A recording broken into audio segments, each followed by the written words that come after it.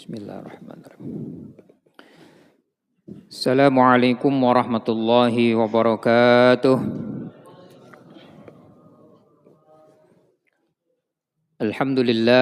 Alhamdulillahil malikul mubin allazi habana bil imani wal yakin.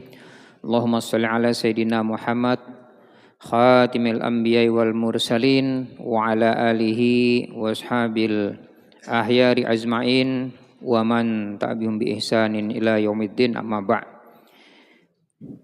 Bapak Ibu hadirin jamaah salat subuh rahimakumullah. Alhamdulillah, segala puji hanya milik Allah Subhanahu wa taala. Hanya kepadanya lah segala pujian akan kembali. Salawat teriring salam semoga senantiasa tercurah kepada al-qudwah al-uswah Rasulullah Muhammad sallallahu alaihi wasallam. Semoga kita menjadi golongan orang-orang yang senantiasa istiqomah mengikuti risalahnya ila yaumil qiyamah. Amin ya rabbal alamin. Bapak Ibu yang sama-sama dimuliakan dan dirahmati oleh Allah Subhanahu wa taala, insyaallah pada kesempatan subuh kali ini kita akan melanjutkan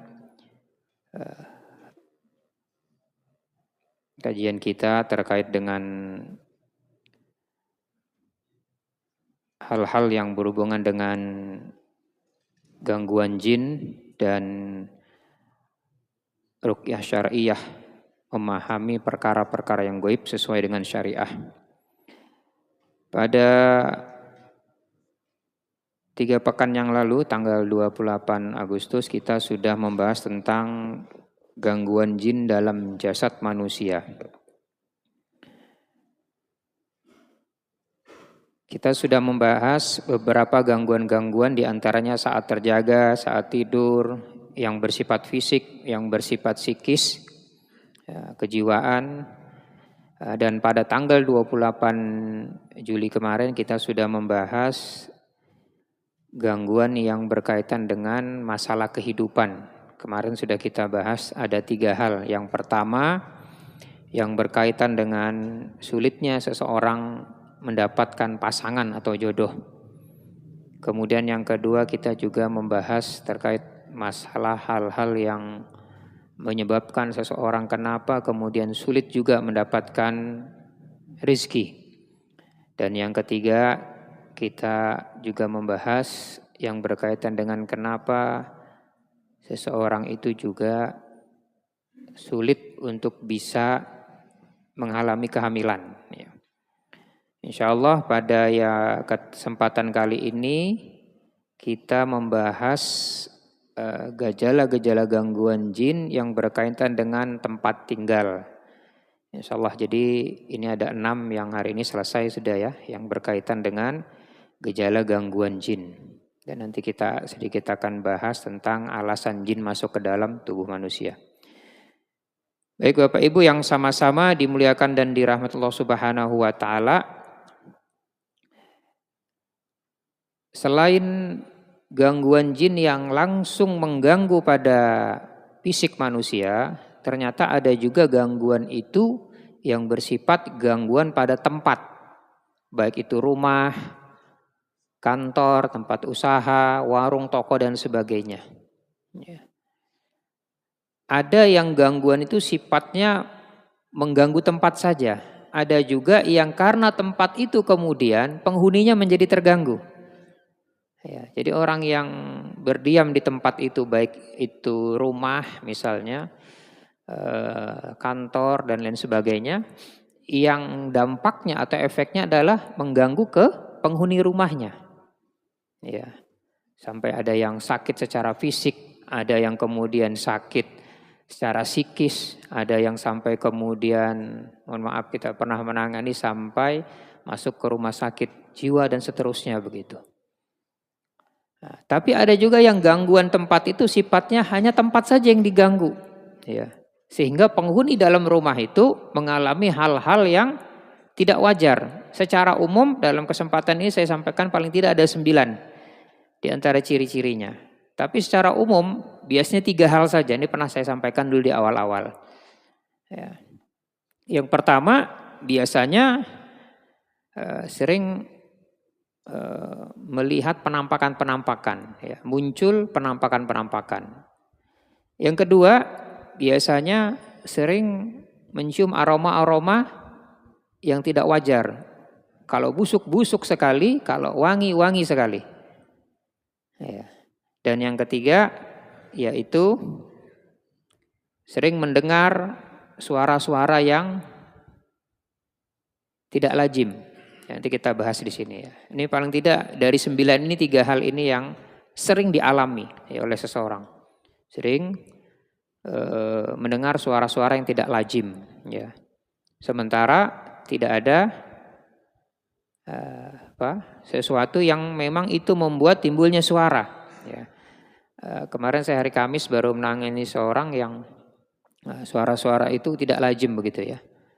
Dan baru pekan lalu saya membahas tentang bagaimana Ibnu Qayyim itu, ya, saya ceritakan kemarin memukul seorang yang di leher dengan tongkat itu ya, dengan tongkat yang dia tidak mau keluar karena dia suka ya dengan orang itu, dia suka. Ini kaitannya dengan jodoh kemarin saya ceritakan. Lalu saya suka kata Ibnu Qayyim, tapi dia tidak suka ya. Saya mau tinggal di tubuh ini, tapi dia tidak mau. Saya mau pergi haji, saya tidak mau katanya gitu ya. Sampai kemudian dipukul dengan tongkat ya, yang pertemuan sebelumnya saya sampaikan. Kemudian dibacakan ayat Quran, apa asibtum annama halaknakum abasa wa annakum ilaina la turja'un, dan seterusnya. Kata Allahul haq la ilaha rabbul arsyil karim, selesai. Dan ketika saya kemarin datang di Yamin, apa yang saya baca dalam Ibnu Qayyim, cerita Ibnu Qayyim itu sama dengan apa yang saya lakukan gitu. Jadi percis sekali. Jadi saya mengalami itu. Jadi ketika dia bereaksi itu saya katakan, ya, keluar kalian ya. Saya tidak mau keluar katanya. Saya mencintai dia katanya ya. Tapi dia tidak mencintaimu, saya bilang. Saya mau tinggal di sini. Tapi dia tidak mau tinggal. Ya. Nah, sampai kemudian saya bacakan ayat yang apa yang disampaikan Ibnu Qayyim tadi, apa hasibtun anama, bereaksinya luar biasa sampai kemudian dia muntah ya. Tapi saya yakini bahwa gangguan ini belum keluar tuntas ya, karena masih bereaksi. Nah, saya tidak mau melakukan apa yang dilakukan Ibnu Qayyim yang selanjutnya itu memukul dengan tongkat. Enggak berani saya. Kalau ini karena Ibnu Qayyim kan ya makamnya beda lah dengan kita ya. Kalau kita pukul dengan tongkat, kalau ini meninggal beneran kan repot jadinya ya kan. Ya, saya belum berani begitu ya. Tapi kadang-kadang perlu juga ada hal-hal yang harus kita lakukan dengan cara kekerasan begitu ya. Nah, sebenarnya apa yang dilakukan Ibnu Qayyim terhadap orang tersebut, dia tidak merasakan apa-apa kan? Ketika dia sadar tidak ya kan? Tapi keluarganya yang melihat ini kan. Nah, ini yang kita harus jaga juga kan, karena pemahaman yang berbeda. Baru kemarin hari Kamis kita lakukan semacam itu. Jadi, saya mengalami langsung apa yang saya sampaikan kemarin dan saya lakukan kemarin di malam Kamis begitu ya, di Jalan M Yamin begitu. Jadi ibu ini disukai oleh jin begitu ya. Dan sakitnya itu adalah sakit secara psikis, emosi, mental. Dia datang ke dokter SPKJ, spesialis kejiwaan, ke dokter Denny di klinik Pamro. Ya, mungkin kalau yang pernah berobat ke dokter Denny, dia salah satu dokter SPKJ yang memang cukup terkenal Samarinda dan punya klinik Pamro di Jalan Perjuangan. Dikasih obat berbulan-bulan dan tidak ada perubahan. Dan saya pastikan bahwa gangguan psikisnya itu adalah karena gangguan jin yang ada di dalam tubuhnya, dan percisnya adalah di kepala. Nah, sama dengan sakitnya, tinggal di mana? Di kepala katanya. Nah, ini pas sudah dengan gangguan yang dia alami. Ya, berbulan-bulan minum obat tidak ada efeknya.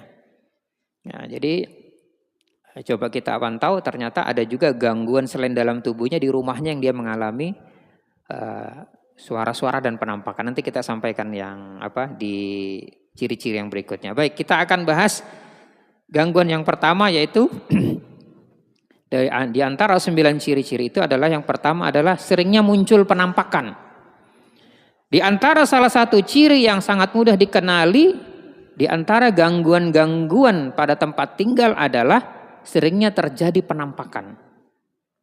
Dan penampakan itu tidak mesti harus jelas.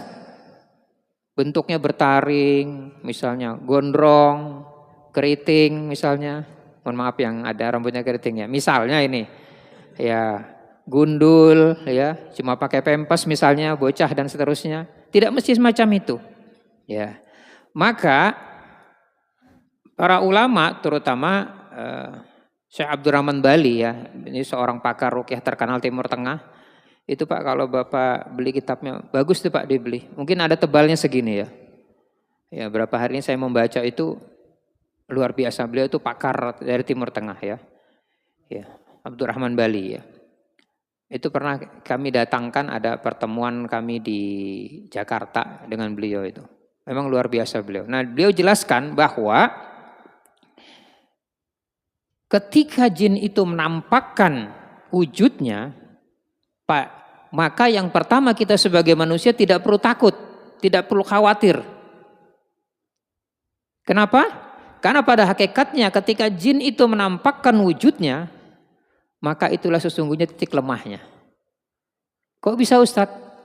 Ya karena pada hakikatnya jin itu tidak bisa dilihat dalam wujud aslinya. Yang nampak itu adalah dalam wujud-wujud yang lain. Karena wujud aslinya tidak bisa. Jin tercipta dari apa?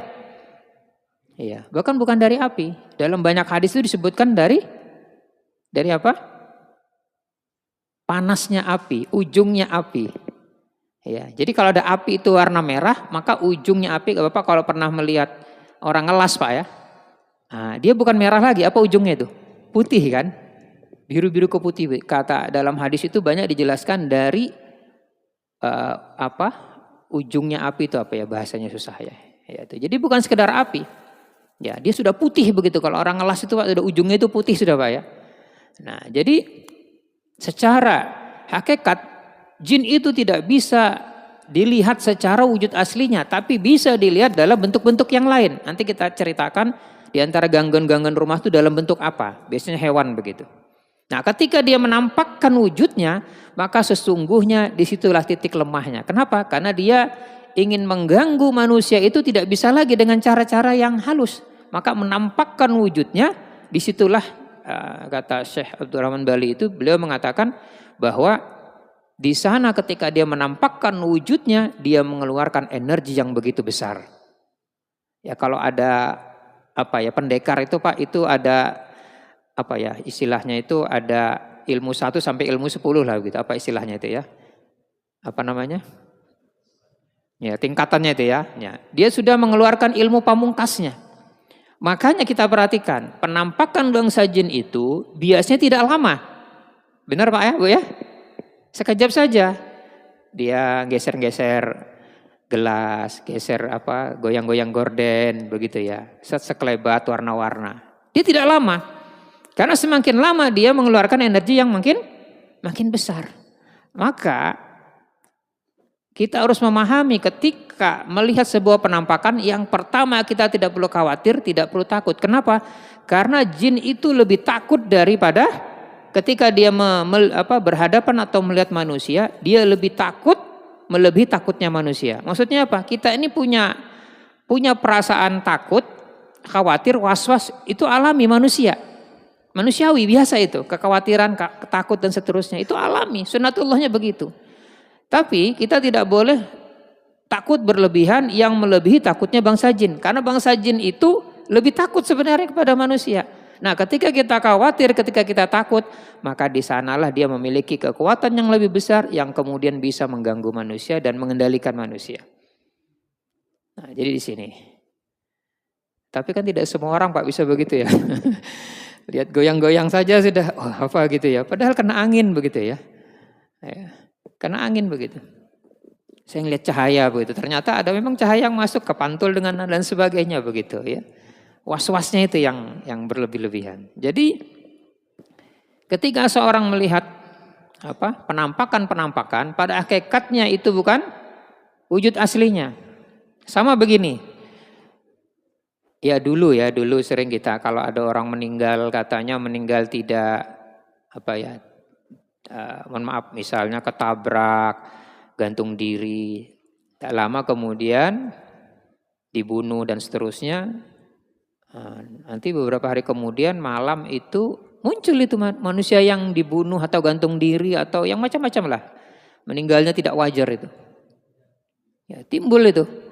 Misalnya si A timbul dengan wujud A. Pada hakikatnya roh manusia itu kalau sudah meninggal Allah tempatkan di 2 tempat. Iliyin, sijjiyin. Orang-orang soleh iliyin, tempat yang tinggi, berkumpullah di sana roh. Sijjiyin tempat orang-orang yang maksiat, rendah. Tidak bisa lagi muncul roh itu. Lalu kenapa kemudian muncul? Itulah jin yang menyerupai bentuk manusia dalam rangka untuk mengganggu akidah manusia. Jadi nggak ada itu Pak cerita apa arwah penasaran, apa itu pocong dan seterusnya. Itulah jin yang menyerupai bentuk manusia, ya. Atau orang-orang yang mungkin ya pada saat meninggalnya tidak wajar. Ya jadi akidah kita diganggu semacam itu. Nah jadi penampakan itu sebenarnya diantara salah satu ciri-ciri gangguan jin pada rumah kita. Tapi harus kita perhatikan, jika di dalam rumah kita itu, mohon maaf, misalnya ada 3, 4, 5 orang, ya lebih daripada 2, 3 orang, yang melihat penampakan itu hanya 1 orang saja dari seluruh penghuni rumah, berarti yang bermasalah bukan rumahnya. Biasanya orangnya. Nah kalau orang sudah semacam itu, di mana saja biasanya dia akan melihat penampakan-penampakan. Nah saya pernah disuruh waktu itu masih zaman Covid Pak ya. Ada sebuah kantor di Samarinda ini, lupa saya lantai 4 atau lantai 5 lantai. Ya, karena katanya kalau kami di kantor masih sore Pak, jam 5, jam 6 baru sepi lah, minta malam. Malam lah saya datang ke sana. Kita datang di sana kalau tidak salah lantainya itu lantai 5 atau 6 gitu Pak ya. Saya datang malam-malam minta meruqyah 6 lantai ini Pak. Malam-malam, wah saya bilang ini bukan tak kita ini khawatir dengan jinnya ya, khawatir asam uratnya kambuh itu saya bilang ini 6 lantai kan, maklum usia kita ini sudah sepuh Pak ya. Saya bilang ya karena permintaan harus malam-malam, saya harus masuk gudang liku-liku Pak sampai 6 lantai, bahkan kemudian sampai di lift atas itu Pak, ada mesin di atas itu ya, gelap itu saya masuk gitu. Jadi rasa khawatir tuh manusiawi ada begitu. Nah saya tanya apa sering keluar? Sering terjadi Pak aneh-aneh di sini. Penampakan dan seterusnya. Macam-macam lah gangguan itu. Sampai kemudian sering beberapa bulan ini banyak karyawan-karyawan yang sakit. Nanti diantaranya ada juga gangguan. Kenapa kok di dalam rumah itu sering terjadi orang mengalami sakit. Yang sakit itu tidak diketahui. Nanti ini ada ciri-ciri yang berikutnya. Tapi ini dikeluhkan oleh penghuni kantor tuh. Ya kita selesaikan begitu. Lumayan saya hampir 2 jaman saya begitu ya selesai. Nah, beberapa hari kemudian di belakang kantor itu ada 2 pohon beringin yang harus dipotong. Nah, ini mohon maaf ya, yang partai pohon beringin gak ada hubungannya, gak ada hubungannya sebenarnya ya. Ya, kebetulan pohon beringin ini besar pohonnya begitu ya, karena memang jin itu senang di pohon-pohon besar begitu ya. Tempat tinggalnya itu pohon, gua, lembah-lembah, lautan ya, tempat-tempat yang lembab kotor begitu. Nah karena mau dibuat ada kantin yang mau dipindahkan ke belakang itu maka harus dipotong. Pas mau dipotong pakai apa Pak alat yang jinso ya apa? Ya itulah ya, rinso ya apa? Rinso ya. Itu ternyata yang mau motong itu kesurupan Pak, nggak jadi. Itu. Nah kebetulan saya juga mengisi pengajian di kantor itu dipanggil lah dan Ustadz kemarin nganu kantor sekarang ini ada lagi masalah apa? Ini mau dipotong pohon ini dan nggak bisa katanya gitu. Bukan nggak bisa. Sebelum dipotong yang mau motong itu kesurupan kan sehingga nggak jadi, tolong Ustaz diruqyah dulu katanya. Nah datang lagi dan saya bisanya datang sesuai dengan jadwal kantor malam juga Pak. Oh was-was juga saya begitu saya datang manusiawi ya bahwa kita itu ada rasa takut. Nah security ceritalah dengan saya, hati-hati Ustaz katanya, digituin saya. Kenapa? Saya hampir setiap malam melihat kuntilanak itu gantungan di pohon itu Ustaz katanya. Ini cerita security Pak, semua security cerita begitu. Was-was juga saya kan. Nah, saya datang ke sana, gimana caranya agar pohon ini kemudian besok bisa ditebang. Intinya begitu saja. Nah saya ambilkan air, ya air 2 botol yang isi 60 liter itu yang besar dari sini. Saya bacakan doa-doa ruqyah. Nanti saya ajarkan bagaimana cara untuk meruqyah rumah secara mandiri. Kalau rumah itu ada gangguannya, simpel dan gampang. Ya, nggak perlu panggil saya Pak. Ya, nggak perlu panggil saya Bu, cukup kita saja lakukan. Ya, dan kita yang penting itu yakin. Ya kan, kadang-kadang kita tidak yakin ya kan. Kadang-kadang nasi goreng yang kita masak di rumah itu lebih enak daripada kita beli, benar kan? Persoalannya kadang-kadang kita nggak yakin yang di luar lebih enak. Atau persoalan malas masak aja ya. Kadang-kadang lebih enak masakan istri Pak daripada di warung ya kan. Ya, cuma kadang-kadang kita ini kurang yakin ya. Nah, kita bacakanlah kemudian malam itu pohonnya cukup besar ada 2 ya. Saya ruqyah dulu keliling baru saya siramkan air ruqyah begitu. Besoknya Nah, saya dapat info, alhamdulillah Ustaz, 2 pohon itu sudah rebah kami tebang katanya. Ya. Cuma ada tragedi sedikit Ustaz, kenapa? Ya, teman-teman yang motong dan beberapa yang anu itu eh, disentuh tawon kan. Nah, itu urusan lain saya bilang, gak ada hubungan dengan jin itu. Memang di situ ada anu tawon Pak, ternyata dia cerita, kami di anu tawon kan. Nah, itu enggak ada hubungannya dengan jin, itu alami saya bilang gitu. Nah, ini ada kantor Pak di Samarinda itu. Jadi kata security itu ada kuntil anak gitu Pak, gantung di atas tuh. Pokoknya banyak itu. Wah, kami sudah tiap malam semacam itu. Alhamdulillah ya. Saya sering mengisi juga acara di sana ya, ada musolanya ya. Kadang-kadang dipakai sholat Jumat. Ada di Samarinda nih Pak ya. Ya. Jadi sering terjadi penampakan bahwa kita pastikan bahwa tempat itu ada penghuninya jin. Ada juga saya di Jalan Suryansah satu rumah yang rumah itu gangguannya penampakannya unik. Dia bukan dalam bentuk makhluk yang nyata, tapi dalam bentuk wajah-wajah yang seram yang menempel di dinding-dinding. Ya, itu rumah bekas rumah orang Chinese ya, dibeli, rumahnya besar dalam bentuk-bentuk. Jadi waktu saya datang itu kan gangguannya itu gangguan ke sudah fisik ya, orang penghuni rumah itu kadang ditarik, ditendang ya, didorong dan lain sebagainya. Bahkan ada pernah anaknya itu didorong sampai jatuh di atas tangga itu. Jadi di dinding-dinding ini muncullah wajah-wajah seram. Ya, saya tahunya kenapa? Ketika saya datang, rumah itu banyak sekali di pelapon di dinding itu adalah cat-cat warna hitam. Bulat-bulat itu menempel-nempel di mana? Saya bilang kenapa? Kemarin malam Ustaz ada muncul di situ terus ya. Sehingga saya chat katanya. Jadi misalnya di sini dia chat itu. Gitu. Jadi gimana? Hilang Ustaz katanya. Pindah lagi ke sana. Saya chat lagi. Jadi rupanya dia tidak baca-baca, tidak pakai syariat itu. Kemudian di pelapon-pelapon banyak saya. Nah, tapi anehnya gangguan itu di lantai 2 saja, tidak di lantai 1. Sehingga 5 keluarga itu, 5 anaknya itu semua tidak mau tinggal di atas, semua tinggal di bawah. Nah, pasca kita lakukan ruqyah kalau tidak sekali 3 atau 4 kali dan bersih sudah tidak ada lagi gangguan. Bahkan musola yang dia tempat sholat itu diganggu. Nah, jadi di antara ciri yang pertama, jam 6 sudah Pak. Mau 9 ini selesai harus jam 9 ini ya. Insyaallah.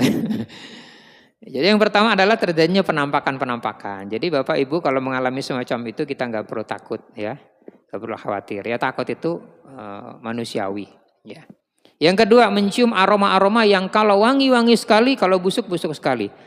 Maka seorang jangan menyempelekan aroma busuk yang sering tercium di dalam rumahnya. Apalagi jika aroma itu tidak diketahui dari mana asalnya. Ya, tiba-tiba wangi aja begitu kan. Wah, sudah khawatir kita. Tapi pastikan dulu, jangan-jangan bapaknya mau berangkat sholat pakai malaikat subuh ya kan. Nah itu enggak apa-apa itu. Nah, ibu pakai parfum mau berangkat kondangan misalnya begitu. Nah, itu enggak ada hubungannya. Pastikan, tapi tidak diketahui dari mana asalnya. Nah, saya bicara pengalaman saja Pak, ya supaya ini jadi edukasi juga ya. Saya punya seorang pasien itu di Jalan Opsarani. Beliau itu kerjanya di Jakarta Pak, dinasnya di Jakarta. Karena istrinya juga punya usaha di sini, dia tidak mau tinggalkan, dia di Jakarta. Setiap 2 minggu sekali dia pulang. Nah, awalnya istrinya ini sering gangguan. Di antara gangguannya itu sering lupa ingatan, gangguan psikis lah begitu. Bahkan ngantar anak ke sekolah misalnya harus di sini itu bisa sampai kelewatan Pak ya. Jadi sekolah anaknya tuh di Pastabikul Khairat itu dia bisa sampai ke Sempaja Pak gitu. Lupa padahal hampir tiap hari itu. Anaknya diam juga begitu. Bahkan beberapa kali dia memasukkan ATM itu ketinggalan. Jadi orangnya itu sering lupa-lupa begitu ya. Diperiksa ke dokter enggak ada Pak, enggak ada hubungannya. Ke psikolog, psikiater enggak ada hubungannya begitu. Dan sering sakit-sakitan. Saya datangi di Opsarani ya. Nah disitulah saya mengalami pertama tragedi, bibir saya pecah Pak. Saat saya meruqyah, posisi saya salah ya. Memang tidak boleh kita mengambil posisi saat meruqyah itu di depan atau di samping, harus di belakang. Ya, ini terjadi dulu begitu ya. Padahal saya sudah ketahui saat itu, sebenarnya belum persiapan saja. Siap-siap saya bilang Bu ya. Silakan baca, dimulai dengan istighfar. Baru saya baca istighfar, rupanya tangannya itu mengayun menghantam ke saya, pecah bibir saya di sini Pak. Waduh, ini mau saya adukan ke Komnas HAM ya, salah juga saya tidak bisa juga kan. Akhirnya saya ambil posisi dan ngamuk luar biasa. Nah ternyata apa gangguan itu? Gangguan itu di dalam rumah, kata suaminya sering bau kotoran manusia, kadang-kadang bau kotoran kucing. Ya. Jadi sering begitu Pak. Apalagi, nah, ini yang kedua nanti bicara tentang suara. Di kamar suami istri itu sering mendengar suara anak kecil menangis. Di kamar dia punya kamar tidur, yang kamar tidur itu di dalamnya ada kamar mandi. Sering mendengar orang mandi dalam itu Pak, begitu. Ya, jadi kalau mencium bau-bau aroma yang tidak sedap atau wangi-wangi sekali tanpa diketahui di mana sumbernya, maka boleh jadi ini ada gangguan-gangguan dalam rumah kita. Pastikan ini. Ya, tapi kalau sesekali saja kalau sudah hilang ya sudah, tidak perlu dihiraukan. Tapi kalau ini berulang-ulang bahwa ini ada indikasi gangguan-gangguan di dalam rumah. Nah, akhirnya kita berulang kali datang sana sampai kemudian istrinya sehat sembuh total. Ternyata kita ketahui di antara sebab-sebabnya adalah karena dia khawatir rumah ini, dia dulu awalnya beli ya, maka ada istilah ruwat itu apa Pak? Ruwatan itu apa Pak? Istilahnya, saya tidak paham sih. Katanya diruwat gitu ya. Jadi dia beli, tidak tahu bahasa dari mana itu, ruwatan, bahasa Jawa atau bahasa apa, saya nggak paham. Katanya manggil orang, diruwat begitu dan ditempeli banyak sekali jimat-jimat Pak rumah itu. Banyak sekali di belakang pintu, sampai saya bawa pulang tuh 1 tas gitu. Saya bilang, cuma sayangnya nggak bisa saya bawa ke Pegadaian, nggak bisa Pak. Ya, nggak bisa. Akhirnya saya bakar begitu ya. Nah, sampai gangguan itu berulang lagi, padahal sudah selesai. Ternyata di antara sekian banyak itu masih ada satu yang dia tidak mau begitu. Nah, itulah sebabnya, makanya kita ambil lagi, kita musnah dan kita bakarkan lagi. Sehingga bau kotoran manusia itu tidak ada lagi. Dan suara-suara goib itu nggak ada lagi. Di Opsarani. Beliau kerja di Jakarta di sebuah dinas keuangan ya Jakarta. 2 minggu sekali dia pulang ke sini karena dia punya usaha juga di sini, istrinya punya usaha. Nah, termasuk saya pernah mengalami menangani pasien di Balikpapan. Itu sama Pak. Bau kotoran kucing terus di rumahnya, padahal nggak melihara kucing. Di perumahan yang bagus, yang elit waktu saya datangi begitu. Nah, kita datang beberapa kali di sana sampai juga selesai. Jadi pastikan kalau di rumah ada mencium aroma-aroma yang bau busuk atau yang wangi sekali, boleh jadi itu adalah gangguan-gangguan dari gangguan jin. Yang ketiga, kita percepat ya. Sering mendengar suara-suara yang tidak lazim, ya, seperti suara pintu yang terbuka, tertutup, menggedor, orang mengetok, ya, seperti suara orang mandi di kamar mandi, keran air menyala, ya. Nah, yang paling bisa kita simpulkan bahwa rumah itu benar-benar terganggu, yaitu adalah kalau kita sering mendengar di atas atap, di atas rumah itu seperti ada orang yang berjalan atau seperti ada orang yang melempar tanah atau melempar batu. Nah itu gangguan pertama. Kalau yang lain-lain masih bisa lah kita bisa katakan gangguannya masih ringan. Tapi kalau sudah ada yang seperti orang melempar batu di atas atap, ada orang seperti berjalan ya. Dan kami pernah menangani di daerah sini, gang M Said, gang kita. Padahal atapnya itu Pak, atap apa yang dari tanah liat itu apa namanya? Genteng. Itu seperti orang berjalan itu. Dia mengalami semacam itu. Nah, kemudian tiba-tiba, nah ini termasuk ini, tiba-tiba nanti ada tanpa ada sebab banyak tikus Pak di rumah itu. Banyak lalat. Dimasuki ular, dimasuki binatang-binatang dan seterusnya tanpa sebab.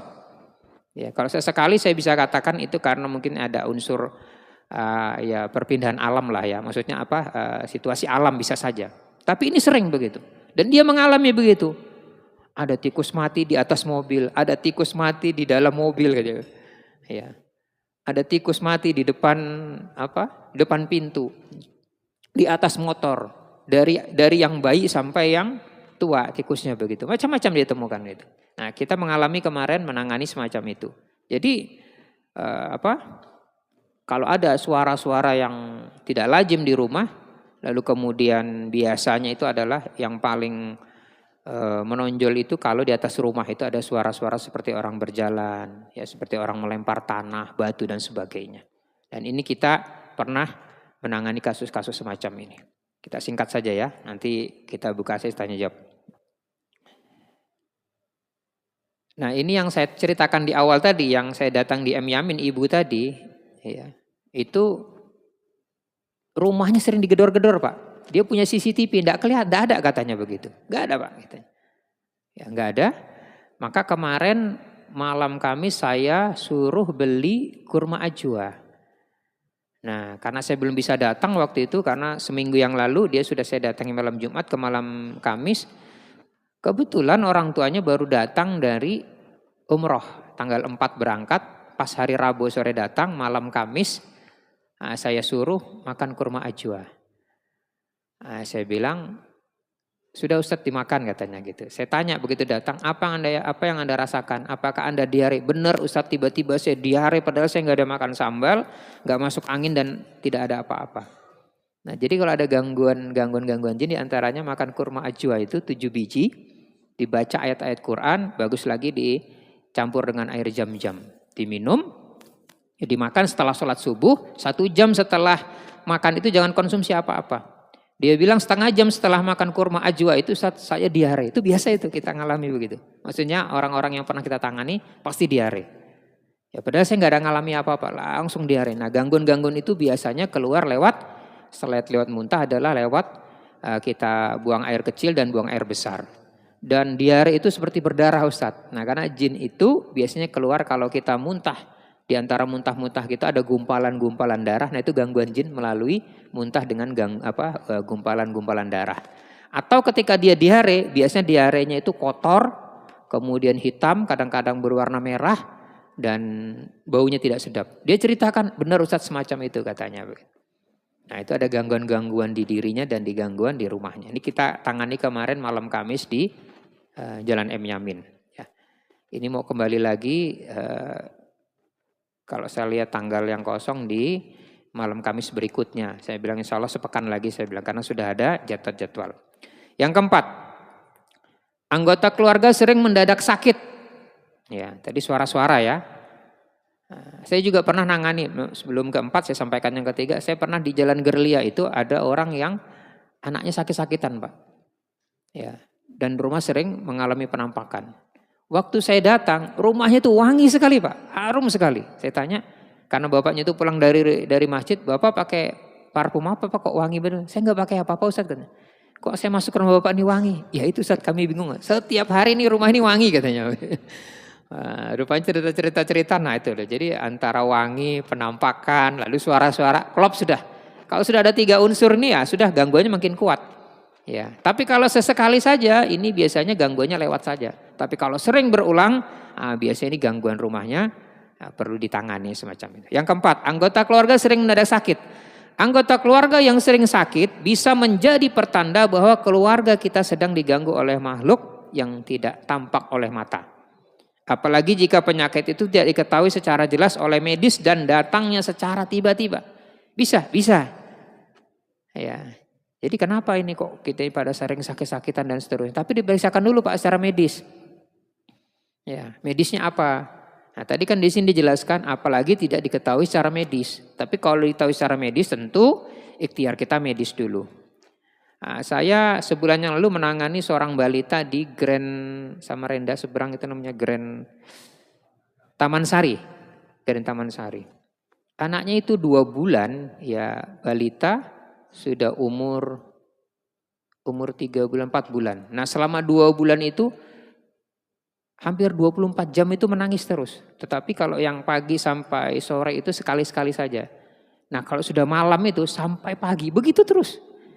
Nah saya datang itu sudah nggak nyaman Pak liatin rumahnya. Rumahnya itu mewah bagus ya. Tapi saya bilang ini kayaknya ada masalah dengan rumah ini. Begitu saya tanya apakah ibu sering mengalami gini? Iya Ustadz rumah saya gini. Dan kita terapi 2 kali Pak di sana. Terapi yang pertama masih gangguan, terapi kedua saya WA dengan bapaknya gimana? Alhamdulillah Ustadz hari ini dan sudah berapa hari ke depan anak saya sudah tenang. 2 bulan sampai stres suami istri ini. Kenapa? Karena nggak bisa tidur.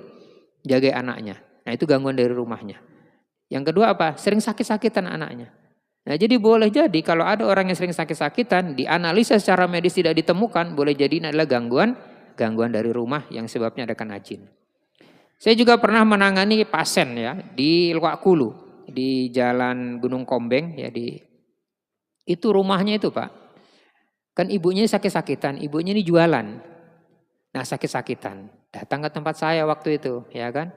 Beberapa kali datang sudah sehat sembuh. Nah, setahun kemudian kambuh lagi. Saya diminta untuk ke rumah beliau. Ketika ke rumah beliau, saya di Luwakulu di Jalan Gunung Kombeng. Saya datang ke sana.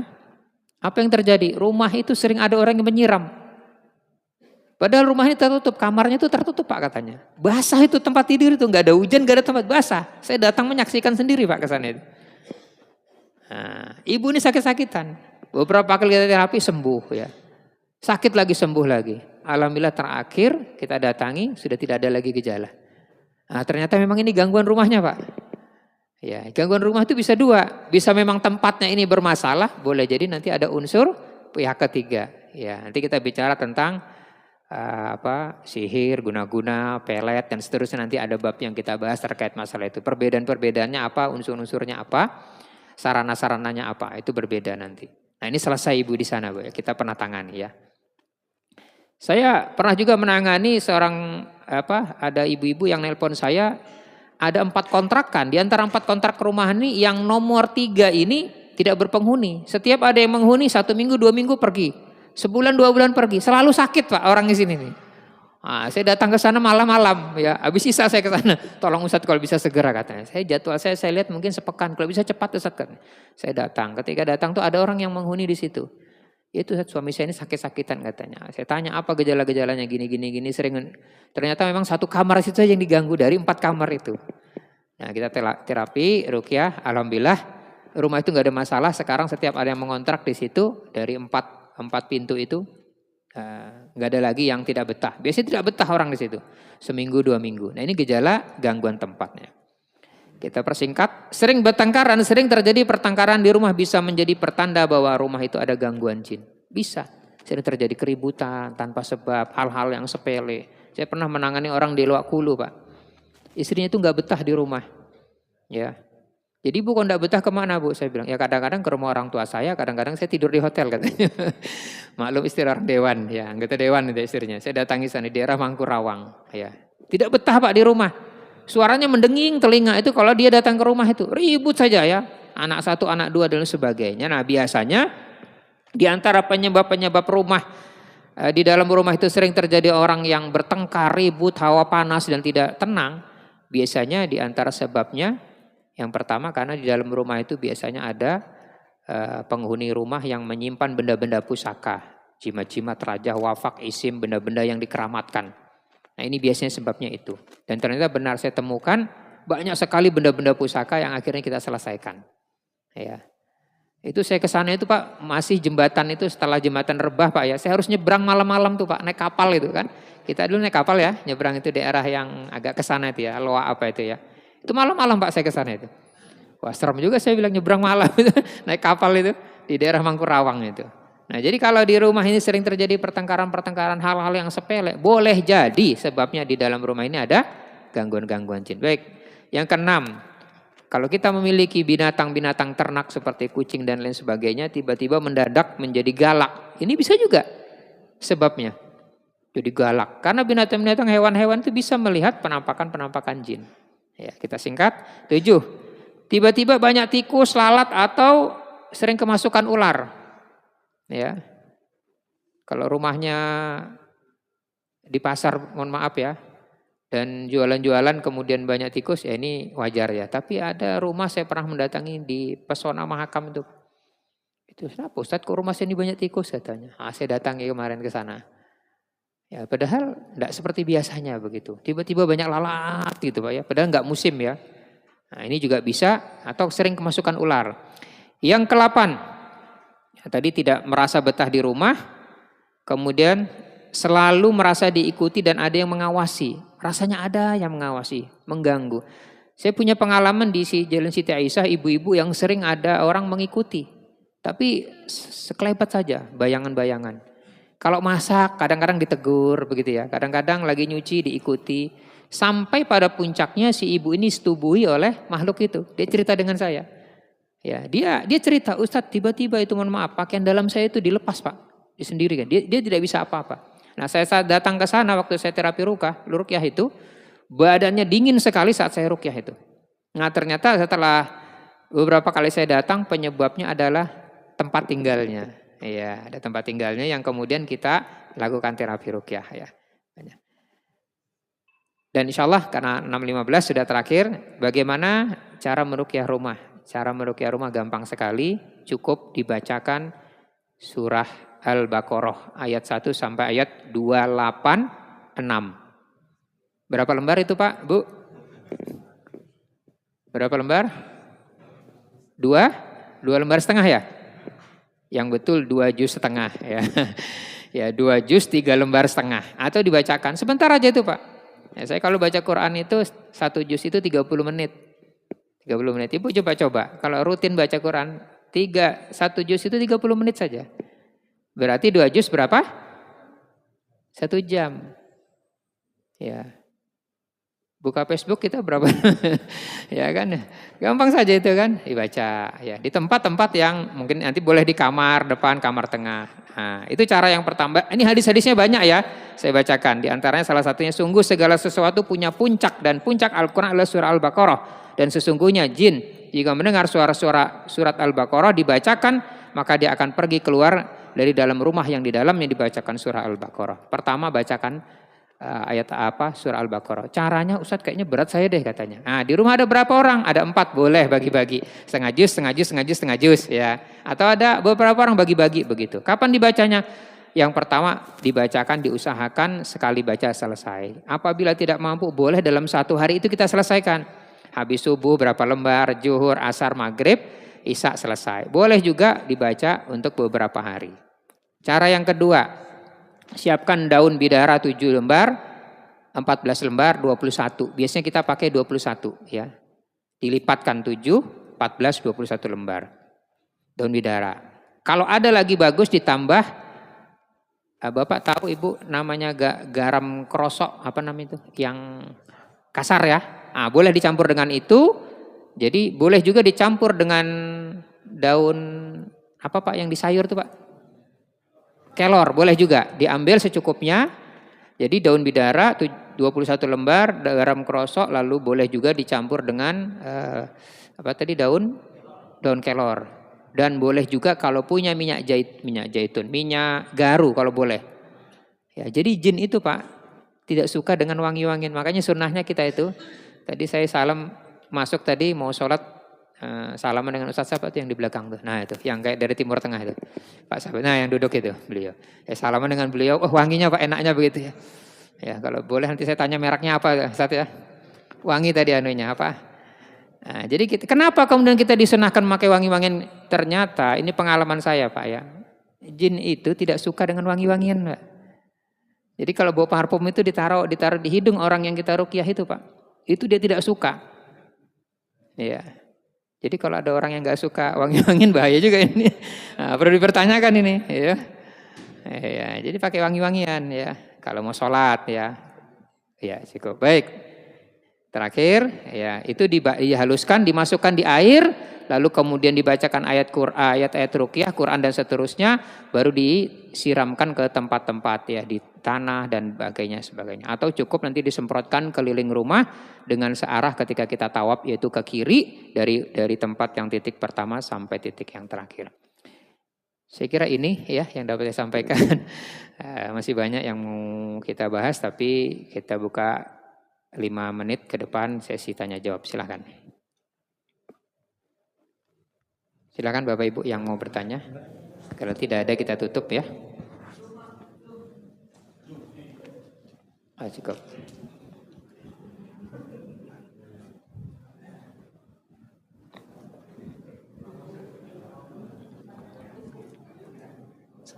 Ya. Bismillahirrahmanirrahim. Di Quran itu ada surat terakhir yaitu An-Nas, ada 6 ayat. Ayat yang ke-6 itu minal jinnati wan nas. Artinya iblis dari jin dan iblis dari manusia. Kalau iblis dari jin mungkin kita dapat memahami ini iblis dari manusia. Ini maksudnya gimana itu Ustadz? Terima kasih. Baik, terima kasih. Ya. Nanti kita akan bahas di antara ini pekan depan ya. Alasan jin masuk ke tubuh manusia. Jadi jin itu ada persamaan dengan manusia. Ya, ada persamaannya. Jadi di antaranya adalah minal jinnati wan nas. Jin itu makhluk yang dia mempunyai jenis. Di antara jenisnya itu kita disebut dengan setan. Setan itu sifat, Pak. Ya. Pernah Pak mendengar orang dasar setan gitu ya? Ya.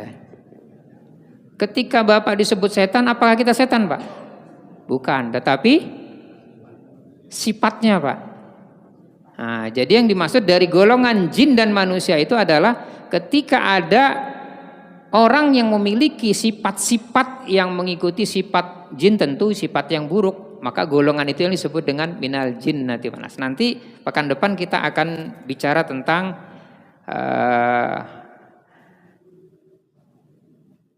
gangguan jin pada tubuh manusia. Di antaranya adalah persamaan kehidupan jin dengan manusia. Ya, jadi ini kita bahas nanti, Pak. Jin sama-sama diciptakan, jin dan manusia sama-sama diciptakan oleh manusia, punya tempat tinggal. Ya, lalu kemudian jin makan minum, ya. Lalu kemudian jin selalu ya mempunyai akal, mempunyai nafsu, menikah, mempunyai keturunan, mempunyai tempat tinggal dan lain sebagainya. Jadi yang disebut di situ adalah sifatnya. Ya, sering kita mendengar tadi kan, dasar setan begitu kan. Nah, yang disebut di situ adalah sifatnya. Ya, jadi manusia itu ketika memiliki hal-hal yang buruk, maka sifat itulah yang disebut dengan minal jinnati wan nas. Kalau dari golongan jin, dari jin yang sesungguhnya udah jelas, tapi dari golongan manusia adalah maksudnya adalah sifatnya. Paham Pak ya? Ya, jadi sifatnya. Jadi kalau ada hal-hal yang buruk, maka dia mensifati daripada sifat setan. Ya, sifat jin. Nah, seminggu yang lalu saya ditelepon oleh seorang ibu-ibu, tolong Ustadz bisa ndak hari ini datang ke tempat saya? Dia bilang gitu. Waktu itu hari Sabtu yang lalu, hujan deras sekali Pak ya. Ya, bapak saya ini pakai ilmu-ilmu begini-begini, ini sudah sakit keras dan kemudian sudah di rumah dan sakaratul mautnya susah sekali. Bisa Ustaz dibantu, dan kita meyakini bapak ini pernah pakai ilmu-ilmu dan sebagainya ya, belum sempat dikeluari, dan dia divideokan ke saya, dikirim sudah napasnya begitu. Ini udah berhari-hari Ustaz, gimana Ustaz? Minta bantu Ustaz. Nah, karena saat itu hujan, saya belum bisa datang nih Bu, saya bilang. Kemudian saya juga padat jadwal. Kalau mau saya bilang mungkin malam habis maghrib atau isya. Nah, dia sekitar jam 1 jam 2 itu nelpon saya. Saya WA kemudian ke ibu tersebut. Ya, Bu, saya bilang Ibu bacakan saja ayat-ayat ini. Saya kirim Pak ayat-ayatnya itu untuk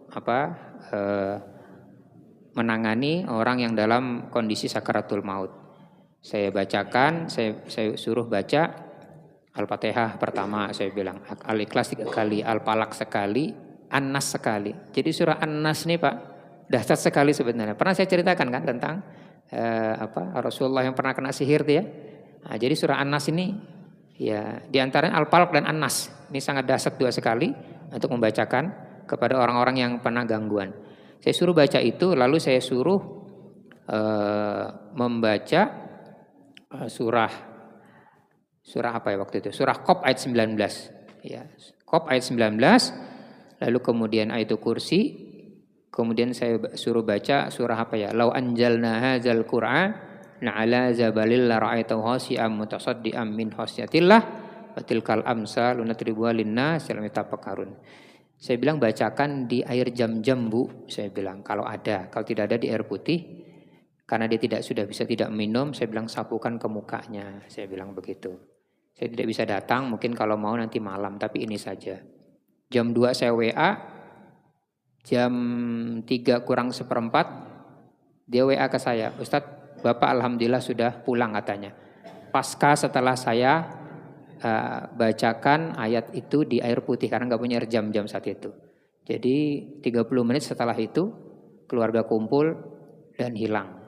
Nah, jadi ada juga Pak orang-orang yang di dalam tubuh ini masih memegang pegangan-pegangan istilahnya gitu ya, amalan-amalan, untalan, ilmu-ilmu yang belum sempat dikeluarkan. Ini pengalaman kami di lapangan itu sulit untuk kemudian menghadapi sakaratul mautnya. Nah, maka kalau mohon maaf ini kita juga bukan maksudnya mempercepat Pak ya, bukan, itu urusan Allah ya. Tapi bahwa ada orang yang kemudian menghadapi hal semacam itu faktanya ada memang. Dan kita kenapa sampaikan semacam itu ada contohnya, ada pengalamannya dan ada tuntunannya memang. Saya bacakan surah Aqaf ayat 19 saya bilang. Kemudian bacakan surah ini, ayat ini bacakan di air sapukan. Alhamdulillah Ustaz, setelah saya sapukan dan saya anukan di bibirnya, dia bilang tidak lama 15 menit kemudian sampai 30 menit kemudian bapak saya pergi hilang gitu. Nah, ini juga kalau kita punya saya sampaikan kalau kita ini pernah dulu-dulunya memakai Pak ya yang aneh-aneh, amalan-amalan dan seterusnya, sebelum sempat kita hilangkan, kita buang, sebaiknya memang segera misalnya begitu. Kalau tidak ada ya alhamdulillah. Tapi kalau kita mengalami keluarga kita ada yang semacam itu, sakaratul mautnya kenapa kok sudah berhari-hari, padahal kata dokter sudah tidak mungkin. Karena pernah kami menangani orang 3 bulan Pak tidak makan, tidak minum masih kuat. Ya, cuma tidak sadar saja masih reaksi begitu. Nah, setelah kita lakukan terapi ini dengan ayat-ayat Quran dan doa-doa, di antara doanya itu adalah Bismillahirrahmanirrahim la yadurru ma'asmihi syai'um fil ardi wala fis samai wasami ul alim, dibacakan 3 kali ya, dibacakan 3 kali kemudian di air disapukan atau diminumkannya. Nah, ini bisa kita lakukan kalau kita menghadapi orang-orang semacam ini. Jadi nggak perlu harus manggil ahlinya, ustadz, kiai, tidak perlu, kita bisa melakukan ya, apalagi anak-anaknya ya, insya Allah. Jadi itu Pak ya penjelasannya. Ya, terima kasih. Silakan kalau satu lagi. Oh ya Ibu, silakan Bu.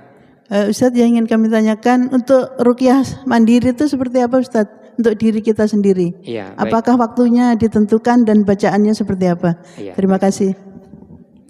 Mudah-mudahan nanti ada sesi yang saya nanti akan bagikan terkait bacaan-bacaan yang bisa kita lakukan untuk melakukan ruqyah mandiri. Jadi ruqyah mandiri bisa dilakukan kapan saja. Yang terpenting mencari waktu yang memungkinkan kita itu nyaman, enak dan tenang. Ya, silakan saja. Kalau tenangnya mungkin habis asar ya. Nah, kalau ruqyah rumah itu ya yang paling diutamakan oleh para pakar-pakar ruqyah itu adalah habis asar. Ya, habis asar itu nggak tahu kenapa alasannya. Saya misalnya Ustadz Faijar pernah dengar ya, Ustadz Faijar itu ahli ruqyah juga untuk Indonesia itu, dia bilang yang paling utama itu adalah bada asar dibacakan. Walaupun di waktu-waktu lain silahkan, tapi beliau menyarankan di bada asar. Baca-bacaannya umum saja Bu. Secara umum bacaannya yang pertama adalah kita mulai Al-Fatihah, Al-Baqarah 1 sampai 5, Al-Baqarah 255, 256 ya, 256, 257 ya, yang 256, 255 itu apa? Itu kursi. Ya, ditambah dengan 2 ayat berikutnya, la ikraha fiddin qad tabayyana dan seterusnya itu, baru dibacakan surah Al-Baqarah 284 sampai 286 ya, lillahi ma fis sama sampai wa'fu anna waghfir lana. Kemudian ditutup kalau doa-doanya ada ya, doa. Di antaranya adalah bismillahirrahmanirrahim la yadurru ma'asmihi syai'un fil ardi wala fis samai wa was-samiul alim. Itu paling tidak itu doanya. Lalu kemudian ditutup dengan membaca doa kalimat tammah ya. Auzubikallimatillahi tammah min syarri ma khalaq ya, dibaca itu. Lalu kemudian Al-Ikhlas 3 kali, Al-Falaq sekali dan An-Nas sekali. Ya. Boleh dibacakan secara kita berdoa. Setelah selesai misalnya habis sholat boleh dibacakan, ditiupkan lalu kemudian disapukan ke seluruh badan dari muka, kepala sampai ujung kaki. Jika ada tempat yang sakit misalnya di dada ya, pegang tempat yang sakit itu dengan menggunakan tangan kita, lalu bacakan ayat-ayat yang saya sebut tadi dan arahkan bacaan itu ke tempat yang sakit. Ya, arahkan ke tempat yang sakit, baca. Nah, apabila terjadi reaksi, kalau terasa misalnya mual dan seterusnya, enggak apa-apa, muntah-muntah saja begitu, ya kan. Tapi kalau dikira terasa berat, di stop, perlu ada konsultasi dengan orang yang lebih mengerti ahlinya. Ya, jadi habis sholat bisa dilakukan ya. Baca seperti doa, tiupkan, sapukan seluruh tubuh atau ditaruh di tempat-tempat yang sakit.